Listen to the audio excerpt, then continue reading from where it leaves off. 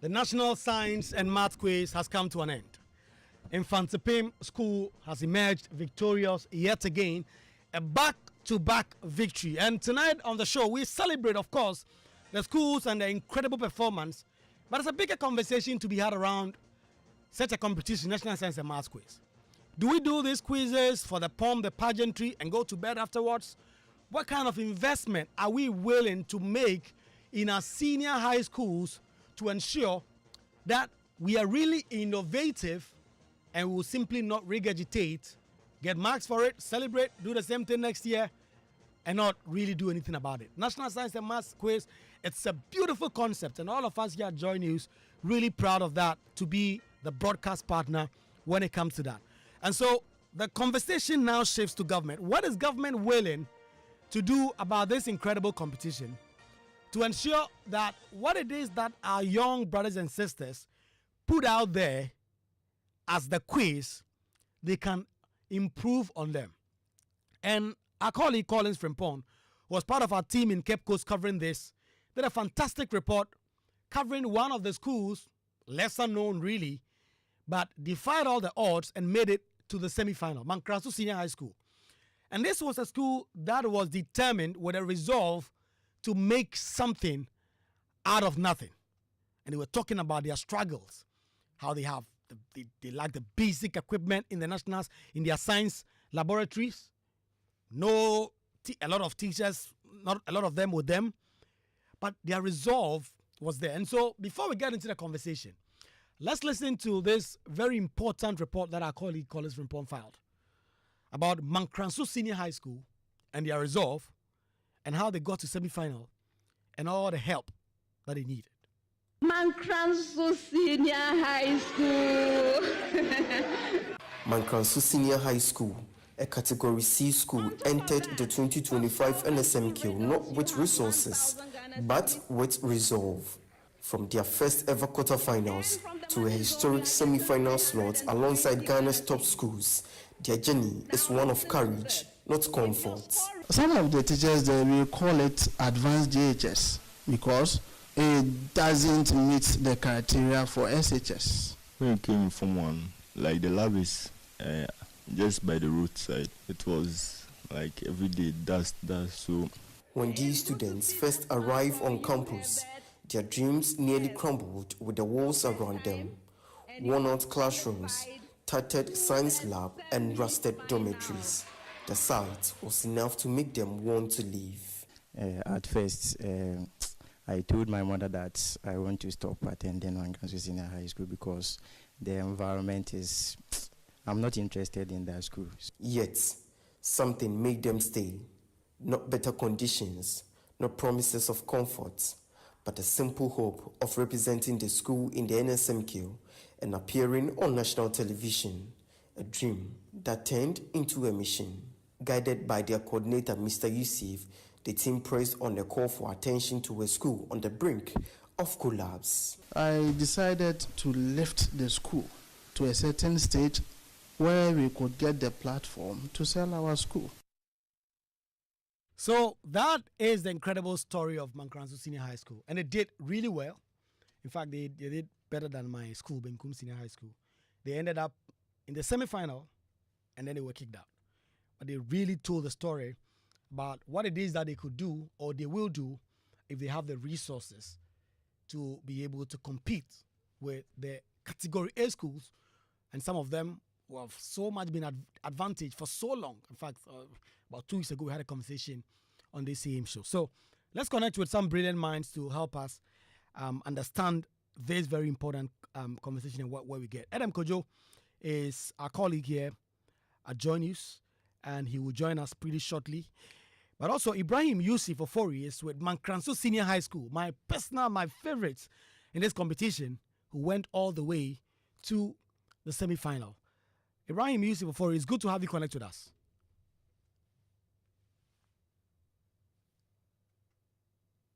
Thank you very much. Brilliant. Nana Edu Jemfi is also a national... I'm pleased to be on your show. Brilliant. Nana Edu Jemfi is also a National Service Personnel Association coordinator and part of the NSMQ 2025 team as a community manager. Nana, it's good to have you connect with us. It's good to be with you, Kwaku Asante. Then Dr. Nana Yaujima of Prempeh College is an alumni and an ardent NSMQ follower. Doc, it's good to have you connect with us. Thank you very much for having me. Brilliant. Pretty soon. To be here. Brilliant. We'll be joined soon by Adam Kojo. But let me start with you, Ibrahim Yusuf Ofori, the team coordinator of Mankransu Senior High School. Tell us about this incredible story, where it started and what propelled you to the semi-final of this competition.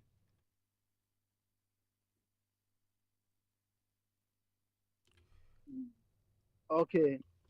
First of all, I would like to thank the Almighty God for how far He has brought us. In fact, we just arrived safely, so I'm on campus.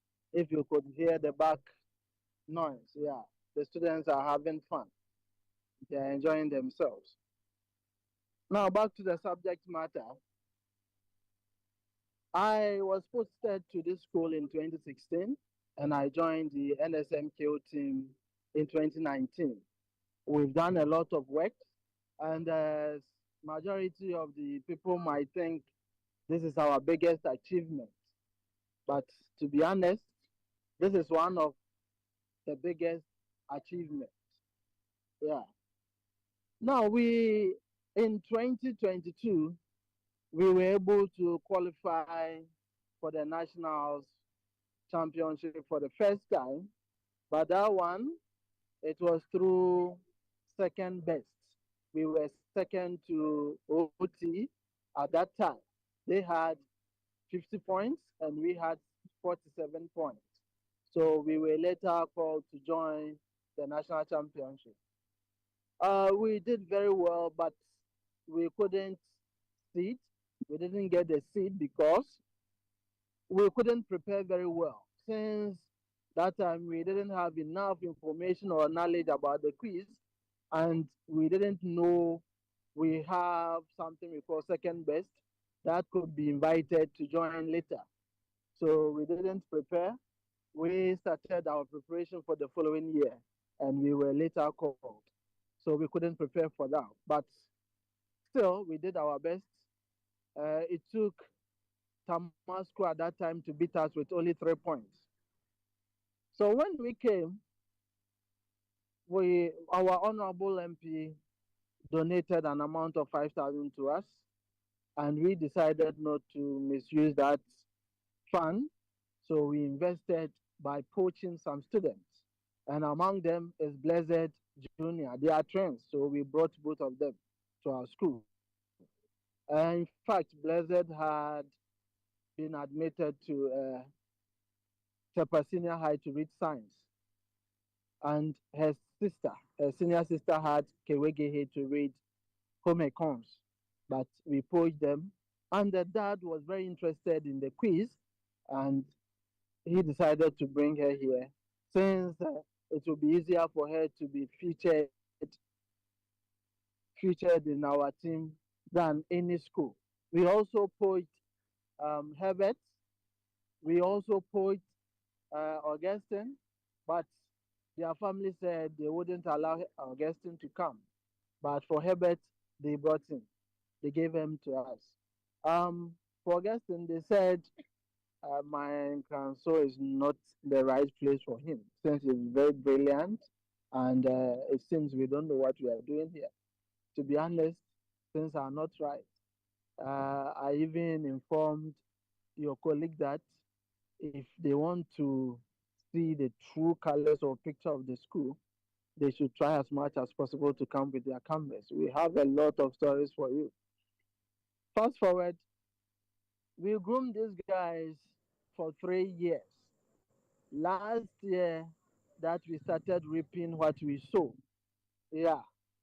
It took Herbert to lead our team last year to qualify for the second time. And that one was our major qualification by winning our contest. And then we continue right after our loss to Aburi Presby, who was seeded at that time. We couldn't beat them. They beat us by only 4 points. So this year we did a very massive work. In fact, during the election, we were on campus studying. and others were in the house because they were minors, so they didn't go and vote. So they were here with me. Uh, in fact, the brain behind Mankranso success is me. And then uh, an old boy known as Lawrence Asumin Sr. He was part of the 2022 team that qualified us for the first time. And we did a very good job. And in fact, when we started our trial contest, we taught a lot and we were able to win most of our contests, beating the big guys we know. For example, St. Louis, Kumaka, Supercars, Amas, Kuhis, Armed Forces, and Co. It was only Olag, even Olag, we were able to beat them. It was OWAS we never beat. Ameniampong, we couldn't beat them. PC, Prempeh College, we couldn't beat them. But for the rest, we were beating them. So when we were coming for the national championship, we knew we were in good shape and we were praying not to meet any of the cathedrals. You know, it's like the NSMQ is like Champions League. When you meet a cathedral, definitely you go back home. No matter how hard you've worked, you go back home. So we prayed and God listened to our prayers. So we met Adontin, who they don't have much experience in the NSMQ. And we also met St. Paul's in the 1H. So we knew if we're able to put up or come up with a good character, we are going to beat them since they don't have character. Although St. Paul's had form, but they don't have the character to get the seed this year. So we mapped a very good strategy in our contest. Right. So, Ibrahim Yusuf, please hold it there for me. I like the chronology of the story and where you came from, the effort that you put in to get here. Let me take Dr. Nane Aljima pretty shortly. He is with Prempeh College, and Prempeh College are legends when it comes to National Science and Maths quiz. The last few years, they've won a couple of them. Before I come to you substantively about your school and some of the things, when you hear stories like these about Mankransu Senior High School and so many other schools, of course, there's a competition. If all of us had our way, our schools will always win. But stories like these, Mankransu Senior High School, my high school, Benkum Senior High School, and I know the situation with the science laboratory when I was there many, many years ago, more than 10 years ago. And so stories like Mankransu is so inspiring. When you hear stories like that and the resolve, what does it tell you and what do we need to do, Doc? All right, thank you very much. And for every lover of, good evening to your listeners. For every lover of the National Science and Maths quiz, these are the stories we want to hear. These are the things that we see that make us happy, because we've seen it before in the past. And in the 2000s, there was one guy from Bolgatanga Senior High School, Big Boss. He was called Subu, and he came in and he matched percent boot for boot. I think he lost, but slightly. And he raised the profile of his school, Big Boss. And I remember that story because I grew up in Bolgatanga, so it was a big story, and it raised the profile of Big Boss. We've seen it with other schools in the past. Xavier is a very big school, but they ran the hard with Lucio in 2012, also made waves like this. So when you hear success stories like the one we've seen with Mankranso, then it makes us very happy, and we hope to see most of these things because these are the stories that make the science and maths quiz what it is today. Adam, I mean, you've been following this for so long, and we get told about stories like these and so many schools that are struggling, that are trying to do something like this. What does that tell you? I think I'll continue from where Jima left because Lucio's example from 2012 is a very, very inspiring one in the recent past. Because if those who follow the NSMQ for a long time will know that the NSMQ went on a break somewhere around 2009. And then it was in 2012 that it started again. And that is when, for that year, the final was between GSTS and Francis Xavier, who prior to that new stage had not even made the finals before. So that really changed a lot. In the year that followed, it was St. Thomas Aquinas, Presec Legon, and then Infantsman Girls. And Infantsman Girls in 2013 was the first time a female school was making the final since Wesley Girls in 1999. So these stories actually really inspired a lot of the new generation of schools. The Xavier story, the GSTS, the Infantsman, and then the St. Thomas Aquinas. Because Aquinas beating Presec in the final in 2013 was a big deal. And what that did was that it encouraged a lot of what we will know to be the category B or category C schools to realize that these are contests that we can actually participate and do well in. Now, another interesting is that as a result of some of this performance, I believe that they even pushed organizers of the program, like Prime Time, to try and expand the scope of schools that were coming on board.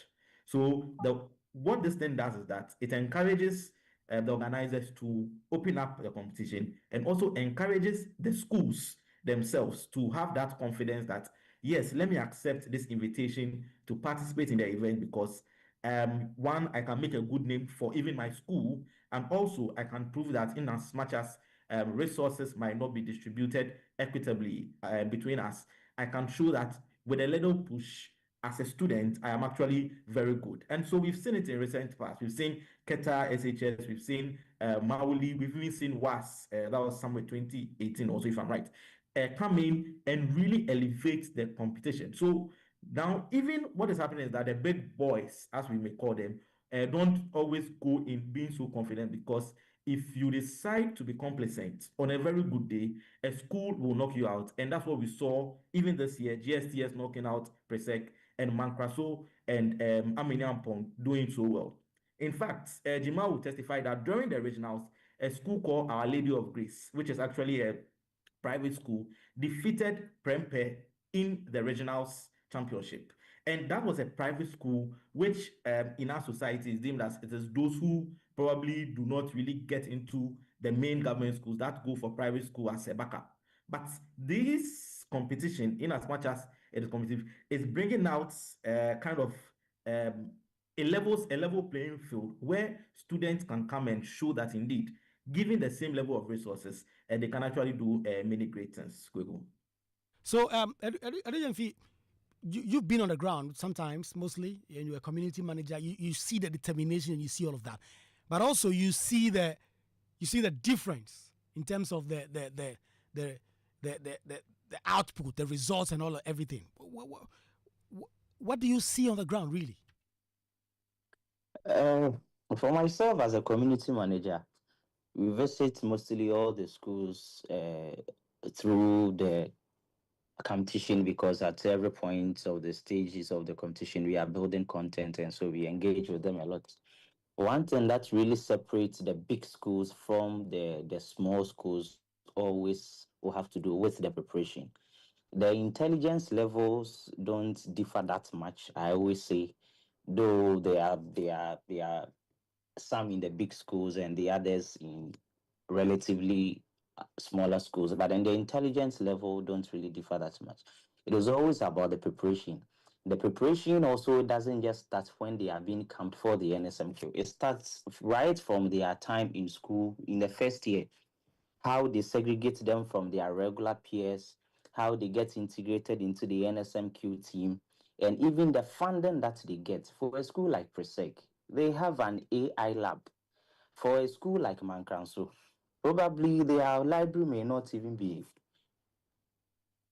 well furnished. And so these are the differences that comes in. And also the advantage that the big schools also have is the alumni support. Every now and then the alumni are trooping in, they are bringing in cash, they are bringing in items, they are bringing in promises and assurances that will always keep the students on their toes. And so, for a school like Mankransu to have been able to achieve this feat, it is really big. And it was very sad that in our engagement with them, we realized that their goal was not to win. Even though we were all looking that, oh, they will do one more surprise in the semi-final, in the final, they just wanted to be at a stage where they can showcase their school. And I'm sure that through your media platforms, they have been able to do that so well.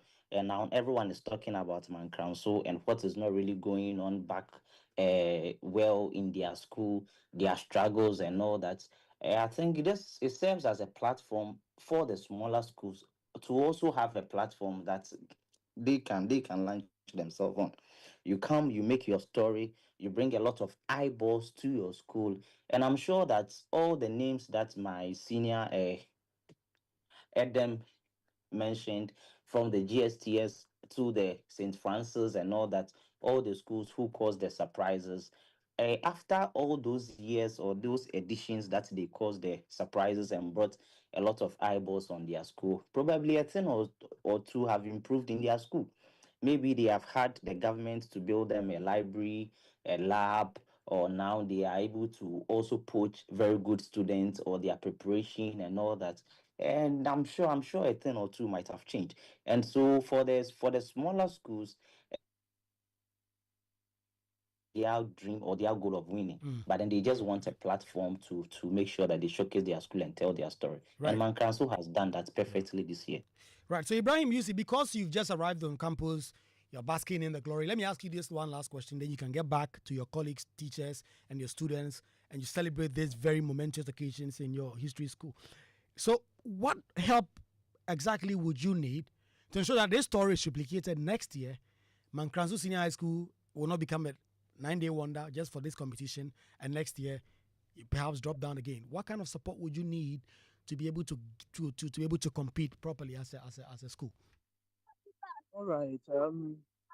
We will need books. Yeah, books, and then we might also need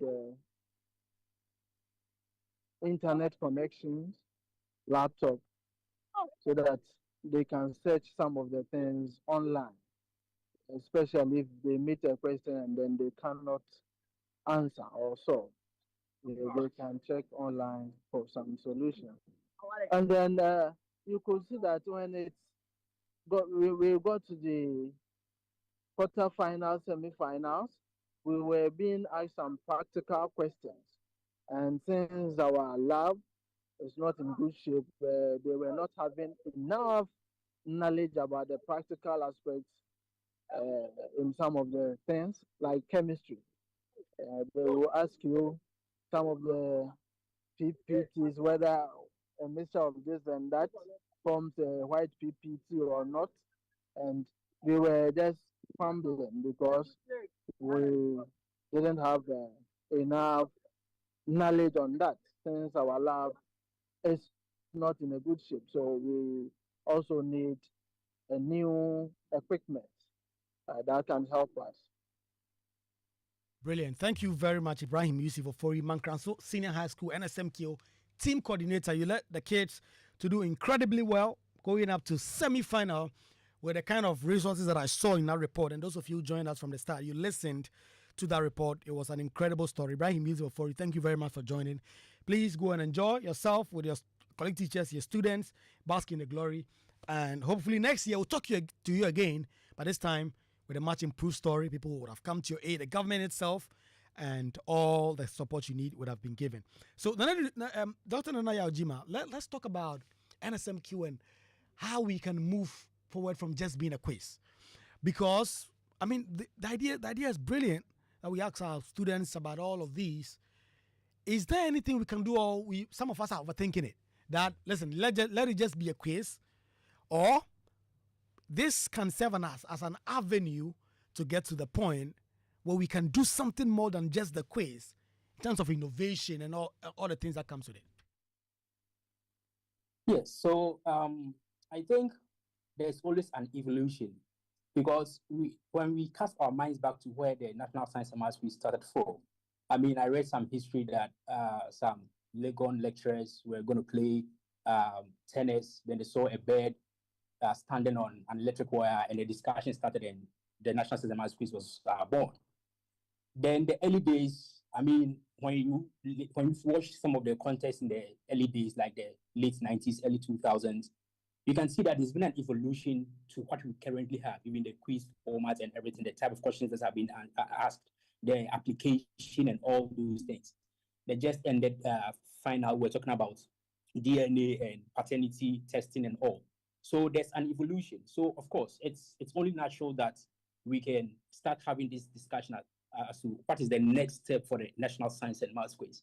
And I think we can do something about it, because at the end of the day, there's the competition aspects, there's the joy that we get from it, the rivalry and all, but also it should be part of nation building. What can we do? The knowledge that we are getting, what can we use it for? How can we make our country a better place? Because at the end of the day, when we've had all the enjoyment, we've had the rivalry, the banter, and all those things, we should be able to also improve on the general well-being of the people in the country. So I think yes, something can be done, and especially when it comes to science and maths, I mean, it's just something that we live with these things day by day. So yes, I think we can do something about it. I'm not entirely sure exactly what we can do, because I've not really given it like a deep thought. But I think yes, something can be done about it. Adam. Kwaku, yeah. So actually, if my memory serves me right, about 5 or 6 years ago, when the competition was still being held at the University of Ghana before the whole rotation to the regions, a part of the competition, it wasn't just the competition itself, but 3 days or so before the main competition, there used to be what was called the science fair.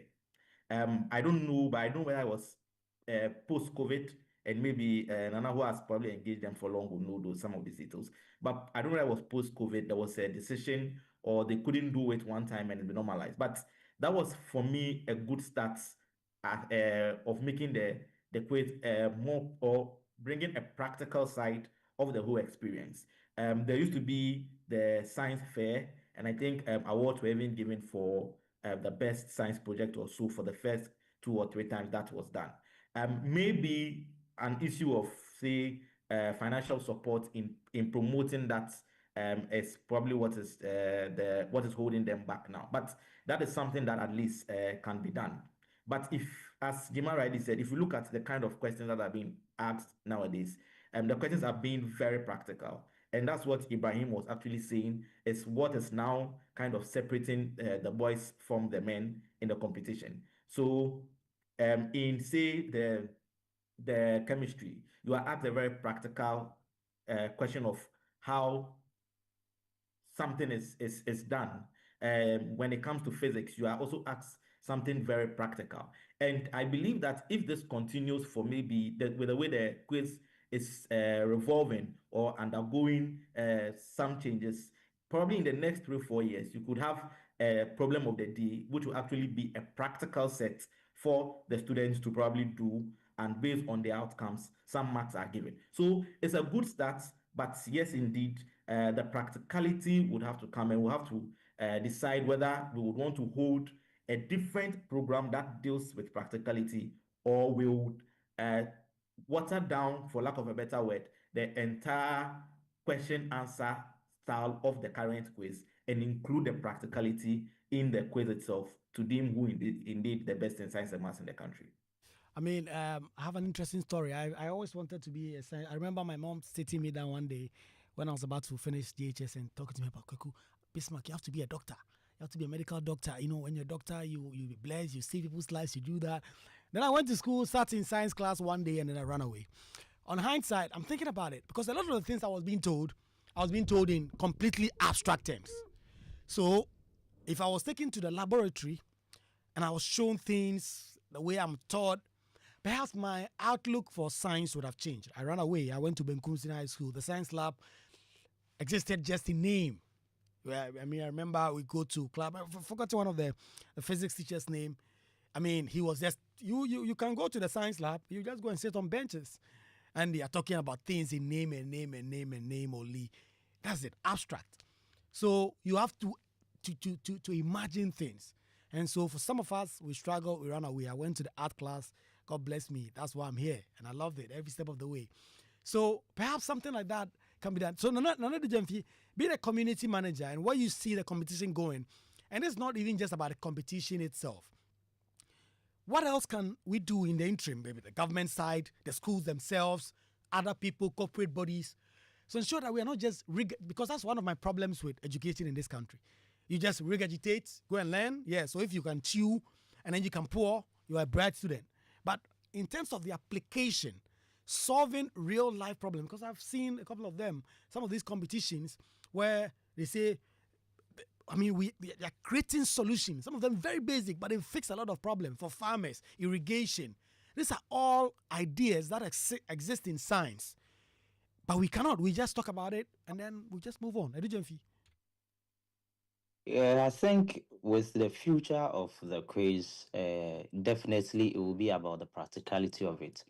But then even with the side of the theory, I think we ourselves as a country, we've not really done much to absorb the knowledge that this quiz is giving us. Because if I vividly remember, about 2 years or 3 years, one time the problem of the day was about palm oil. They digested it so well as to the things that we are adding up now that is not helping. And anytime that prof is in the seat, especially with the problem of the day and some of the questions, she will digest it well. She will advise us and all that. This year, there were a lot of questions about galamsey, about the mercury, and all the things that we are doing, their effect on the human body, on the earth, and all that. It is up to us as a society to learn from, in as much as there is still a future for the quiz to go, the practicality, and all that. I think with the science fair that Edem spoke about. Yes, the science fair is held about 2 or 3 weeks after the quiz, and I'm sure that probably in the near future, the science fair itself will feature in the quiz, where we will have a problem of the day, a practical thing where you will structure something, you build something for us to see, not just that you are labeling it on the board and all that. No, I'm sure the future of it will move from just the theory to the real practical. Just like we've had some schools who are already building their AI lab, their robotics labs, and all that. I'm sure it is science, and once it is advancing, the technology and all that, it will be incorporated, and that we will move from just writing, and even from writing this morning, the content we put out, the things that the contestants write, even before the quiz itself starts. This is the whole syllabus on its own. So if these young people with these brilliant minds, I'm not sure that the next stage will be anything that they can't match up to. You just have to do with the organizers and us also as a society to embrace that. No, we have done enough of the theory. Let's go into a level where these people or these young ones are allowed to build, because it has a great effect on them, their future. Anytime after a year or two, the finalists, they pass through the finals, the semifinals, you speak to them and all that they say is they are grateful for the platform, in as much as they know and we all know that they are brilliant. The NSMQ gave them a platform for the world to see who they are, and for the universities, the Ivy League schools that now they are attending. So for the quiz itself, I think they are doing good, though there is still much improvement to be done, which we are all hoping that in the next future they will infuse the practicality. But then I also feel that for us as a country and as a society, we have not really learned much from the knowledge that this quiz has given us. Okay, so let's circle back a little bit to the competition itself this year and talk about some of the high points and how some of that went. Let me come back to you, Doc. Prempeh College. I think a lot of people had a lot of high hopes for you, and then it just fizzled out, rather at I think semifinals or quarterfinal. What went wrong, really, for Prempeh College?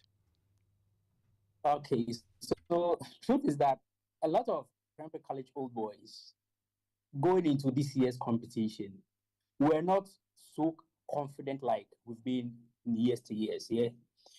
And like Adam rightly said, in the regional competition, the regional championship, we lost to Our Lady of Grace, an amazing team they have there. They were doing so well. I even sit them before their contest against Presec to win that contest. Unfortunately, they didn't win. GSTS won. So going into this year, we're not so confident. And what we wanted, or most of us were saying, was that we just wanted to go and protect our seed. Okay, now let me brag a little. Prempeh College is the only school in the history of the sciences and maths quiz to have always held onto its seed. We've never lost our seed. All the other schools have lost their seed at least one time or twice in the past, but we haven't. So we're hoping that at least we'll keep on holding onto our seed this year, and after that we'll think of how we can proceed. Unfortunately, at the quarterfinals, we met the eventual winners, And just as they were brilliant in the final, they were equally brilliant, if not more, in the quarterfinal. And we met a better team and we were eliminated. So that's why Premier College, we didn't actually go further in this year's competition. But hopefully next year we'll be back strong. Adam, there was a lot of hopes for the Owa school. In particular, one of their candidates, I've just forgotten the name, who's been competing in the last 3 years. And for a lot of people, really rooted for them because of him, and particularly I was one of those. And then in the final, they were the third wheel in all of that. What went wrong for them? But also, we expect the lineup in the final was pretty huge. I mean, Ogasco, the eventual winners in Fansipem School, and then OAS, the usual faces who are normally in the finals and all of that. Presec, who are also usually always there, also fell along the line. I think with OAS, in fact, I personally also had OAS up my list. Why? Because Stephen, who is the person everyone is talking about, was competing in the National Science and Maths quiz for the third consecutive year. In fact, it's never been done before, and even at the end of the day, the organizers give him some recognition. His counterpart, who is called John Pussy, was also competing for the second successive year. So if you are talking about work experience, that team had a work experience of 5 years, as opposed to other teams that probably had just 1 or 2 years experience coming in. But if you study the competition, it is very easy for you to see what went wrong. But one of the big takeout for me was in Fansipem, who I believe saw their problem probably early on in their build up to the competition and started working at it. Now, before you get to the main competition, one thing you should always keep an eye on is the regionals, because the regionals gives you an indication of how certain schools are likely to perform in the final, in the main competition. Presec, since the regionals had been organized, had always been regional champions. But this year, Presec lost their regional finals to Achimota School. So right from the onset, that should tell you that the Presec team that was coming was not stronger than, say, the Achimota School and should not be up your pecking order. Prempeh College, as Jima said, lost along the line to Our Lady of Grace in the Ashanti Regional Qualifier Championship. And so clearly there's a problem there. And OWAS won the championship in the Ashanti region. In Fansipem got to the finals in the Central Regional Championship, but they were actually last. In fact, Wesley Girls were first in the championship. Then I think there was Adisadel College, St. Augustine's College, before in Fansipem. And so even coming into the competition, in Fansipem themselves were not so much seen as the front runners. But when you watch their first contest, you realize that the Infansipem team had put in a lot of work. Now, the quiz is made up of 4 parts. In fact, science is basically made up of 4 parts: chemistry, mathematics, physics, and biology. I can tell you without flinching that every quiz person is actually good in mathematics. And once you have a strong mathematics background, you would have some favorable insight in the physics. Chemistry also has its mix, but the greatest problem of most science students has to do with the biology part because of its practicality.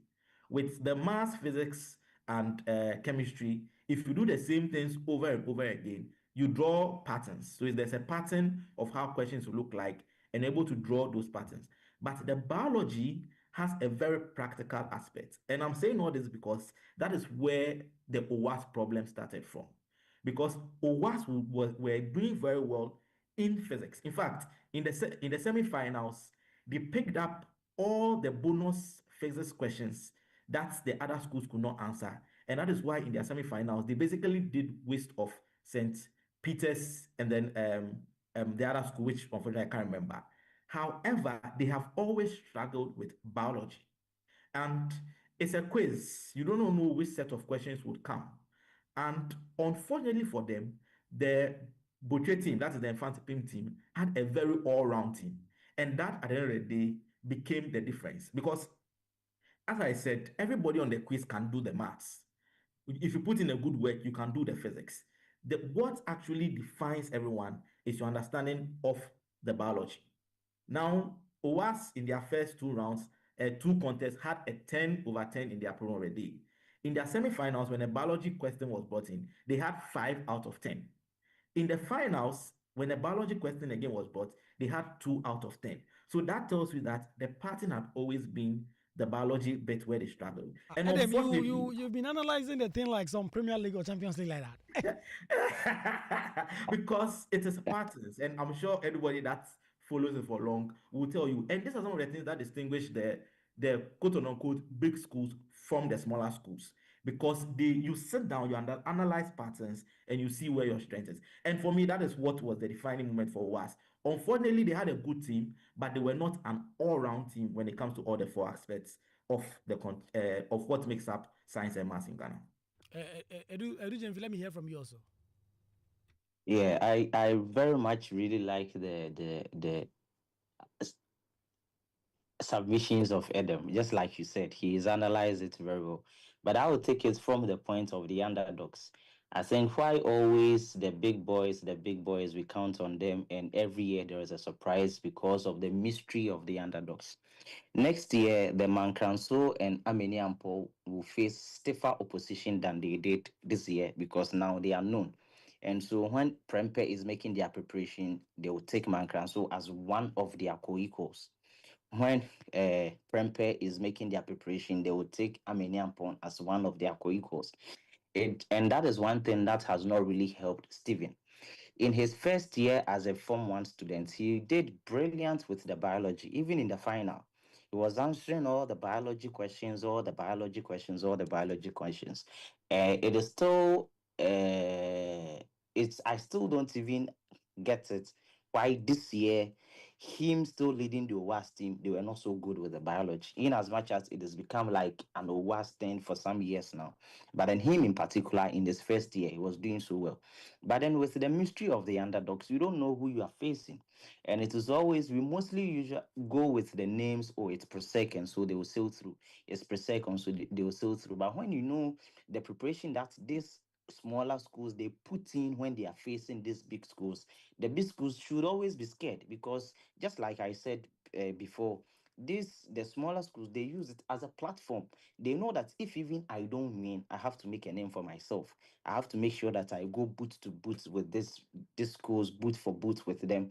And also, because you are in a big school, you think, oh, this will just be a walkover, and you go and you get surprised. Like Adam said, you don't know where the questions are coming from.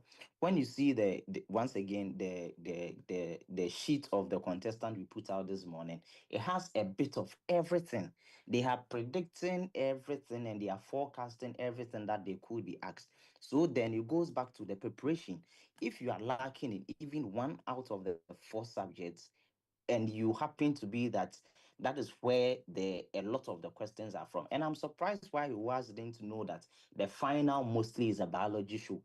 Finals comes with a lot of explanation. Most of the time it's very boring, long questions, long answers. It is not the mathematics and just give us the answer. No, for a very long time that I've followed, about 5 years, the finals is mostly the most boring of all the contests, because the questions are really long. And so for you to have been in the final, I'm sure that all schools, they should have known that the questions will be longer. And obviously, if you're a science student, uh, most predictably, once the questions are longer, they are biology questions, because they are practical. Why is this happening and this happening, and those doing this and doing that? But I'm just sure that they'll go back to the drawing board and they'll come back stronger, because it's really a fairy tale that we all wanted it to end with a trophy for Stephen. But nevertheless, he's still an NSMQ legend, just like the organizers themselves said. Kudos to him. Yeah, an NSMQ legend, back to back to back, 3 times on the front stage and doing all the incredible things that he has done. Thank you guys for connecting on this very, very important matters. And National Science and Maths Quiz next year, Benkum, you guys should watch out for us, because we are coming. Adam, I don't know which school you went to. What school did you go? I went to Labon. Labonia. I've Yeah. never heard you people in the competition before. Oh, we go, but we try. We participate. This year, did you participate this year? Yeah, we did, but we fell out before. Regionals. So. 1-8. Yeah. I think Bekum Senior High School went to quarterfinal this year, and then we lost. I see Eurija sometimes on the platform. Eurija once contested for Bekum Senior High School as one of our main guys, and this time around he's with the team. Thank you very much, guys, for connecting with us on this very important matter. And I really hope that we come around as a country and see to the very important relationship science and math having the development of a country. And if we don't pay attention, we will be losing out. And I don't think we want to lose out. Thank you very much to the Mankranso Science Coordinator who joined us on this important conversation, Ibrahim Yusuf Ofori. Thank you very much for connecting with us. He was the Mankranso SHS NSMQ Coordinator. We heard from Adam Kojo. He's a colleague here joining us, analyzing the thing like it's EPL as though he's going to stake some bets and all of that. Nana Dujemfi is also a National Service Personnel Association coordinator and part of the NSMQ 2025 team. He worked as a community manager. And Dr. Nanaya Ojima, Prempeh College. This year, Uncle Adam, and the Dusty is here right now. Uncle Yamomo, in this year's competition. Tomorrow on Newsfile, very, very important conversations on all the things we've been hearing this week. Local rice glut, a big policy failure. Why do we have rice in abundance and it's going waste? 9 months under attack. Galamsey fights back, and this week one of the big things you heard about was the 9 months coming under attack. And then Shraj indicts former GRA boss in 9 million CD loss. Will he be prosecuted? Join Samson Lade Anyenini and his panelists Vera Abinado, Senyo Hosi, Dennis Miracles Abuaje, and Theophilus Jimega Jr. Tomorrow, 9 a.m., 12 noon, right here on Joy News and Joy FM. You don't have to miss out. You know, when it comes to Saturday shows, the only place you have to be is Joy News and Newsfile. My name is Kwaku Asante. I'll see you guys same time next week.